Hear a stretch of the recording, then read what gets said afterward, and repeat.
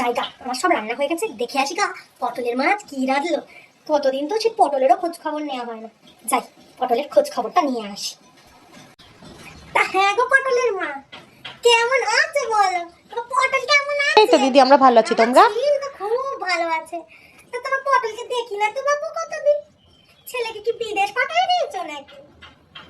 পড়াশোনার যা ছিরি, আমার ছিরি প্রত্যেকবার ক্লাসে ফার্স্ট হয়, আর তোমার পটলের যা ছিরি। আর বাদ দাও বাপু, তা বলো আজ কি রাঁধলে? আজ আলু পোস্ত আর ডাল রাঁধলুম দি। তুমি? ও আচ্ছা, আমাদের বাপু এক দু পদে হয় না কো। আমার উনি তো আবার পঞ্চব্যঞ্জন না হলে খাবে দিদি, না। তুমি আর দুপুরবেলা এখানে খেয়ে যাও বরং দুটা। আমার উনি খাইনি, উনি না খেলে তো আমি খাই না। থাকো থাকো, তোমরা থাকো, আমি চলি, অন্য কোনো সময় আসবো, তোমরা খেয়ে নাও। হ্যাঁ বাপু, আসলাম। তুমি পটলকে সাবধানে থাকো। আচ্ছা দিদি, সাবধানে যাও কেন? চলুন। হ্যাঁ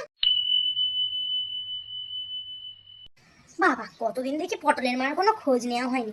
দেখি তো পটলের মা এখন ফেসবুক করে, ফেসবুকে পটলের মা কি রান্না করেছে। সবাই তোমার সঙ্গে খুব ভালো আছো, তো চলো আজকে অনেকদিন বাদে তোমার সাথে আবার একটা ভিডিও নিয়ে এসেছি, রান্নার ভিডিও। ও আচ্ছা, কি বানাচ্ছে? রেশমি কাবাব। চিকেন রেশমি কাবাব বানাচ্ছে পটলের মা। বাহ ভালো তো, পটলের মা এখন অনেক কিছু রাঁধে। দেখি পটলের কি খবর।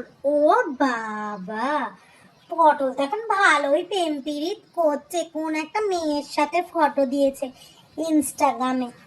থাক বাবা থাক, এখন ওদেরই সময়, উন্নতি করুক। আমার আর কি, আমি তো একটু খোঁজ খবর নিই।